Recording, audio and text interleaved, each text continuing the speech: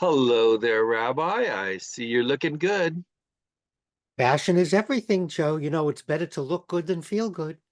That's an interesting attitude. Having grown up when I did in the period of time where fashion was as much an opportunity to rebel as anything else, I've always concerned myself not so much with how other people see me as how I want to be seen. But what is it about fashion and appearance that we should focus on today? Well, I think there's two things you said that are spot on, that are really accurate. One is dressing to make a statement, whatever that statement might be. The other is to dress in a way that's aesthetically pleasing to people that look at you. Uh, I like to take the view. That's why I ask you, how do I look? How's my lighting? What's my background? Because I'm not looking at a mirror. People are looking at me. And so I want to present something pleasant, not annoying, not aggravating. And I'm not interested in making a statement with my clothes. That's just me. And so the idea that I should dress to please myself, well, that would be fine if I spent all day looking in a mirror. But I'm out in the public, or I'm preaching, or I'm speaking, I'm recording. And when I'm out in the public, when people look at me, I want to feel that they're comfortable, that they don't get annoyed, they don't feel itchy. I find that if I wear a t-shirt, an Izod, that's fine. But if I put on one of my Vietnam era camouflage, real ones, not a fake thing, people actually cross the street and walk away. People won't pass me on the sidewalk. And that's a very clear message that it scares them. They're afraid of me. What are they worried about? It's still me. But that's germane to our discussion because wearing it is a statement about something. And how do people respond to it? So to answer your the questions we're all asking, we have to start by saying, am I dressing to make a statement, to annoy, to aggravate, or to publicize something, advertise? Am I dressing to make me happy? Or am I dressing so that when people look at me, it makes them smile or happy, or they don't feel threatened or upset? So I think all of those are valid. However, a lot of the times we don't go through that kind of analysis.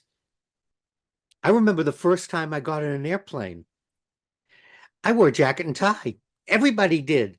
And the women had dresses and high heels. It was an event. But of course, when we got served lunch, it was in China, glass bowls and dishes, and it was a real meal on the airplane. So it truly was an event. Now, getting on an airplane is about the same as taking a Greyhound or Peter Pan bus. In fact, I think the bus is a lot more elegant than some of the flights I've taken on the airlines. And I also find that people dress very casual for concerts and lectures. When I grew up, we wore jackets and ties. If you didn't wear a jacket, at least you had a tie. And if you didn't have a tie, you had a button-down shirt and you had long pants. We've gotten more casual in our dress, which again, am I dressing to annoy other people, to make a statement? Am I dressing so that I feel good because I'm dressed up and I feel good this way? I want to look pleasing to other people, as opposed to some people I know that don't really care how other people look at them. And when I look at them, I can understand, yeah. But I think there's also a level of respect, Joe, based on our dress. And I can see that, and I can see that sometimes I should perhaps change my shirt or comb my hair. People do judge by appearances. It's the easiest, fastest way to do that. And it's not always accurate and it's not always justified. What I want to recognize is that at one point or another, we worry if we worry too much about what other people think Right. of us, it's not a good thing. It's if I want to be comfortable because I know I'm going to be sitting on an airplane for 4 hours. Right. I'm going to wear a light t-shirt. I'm not going to wear a suit and tie. Joe, I think you just brought up what we do on every one of our shows, and that's the middle way. What we've discovered is whether it's in politics, whether it's in dress, whether it's in food, either extreme is harmful and dangerous. We need water to survive. Drinking too much will kill us. We're watching politicians swinging both right and left to get people to vote for them. And what they're saying is absurd and actually harmful to society. If we look at the history of the known universe, the middle way, the middle road, has led to the survival of countries, individuals, and leads to happiness. It's okay to have a slice of pizza. It's okay to go to McDonald's. But to go to McDonald's for your entire life, harmful. Anything, any of the extremes. And that's why we want to present the same thing here. If you want to think about your appearance, that's fine.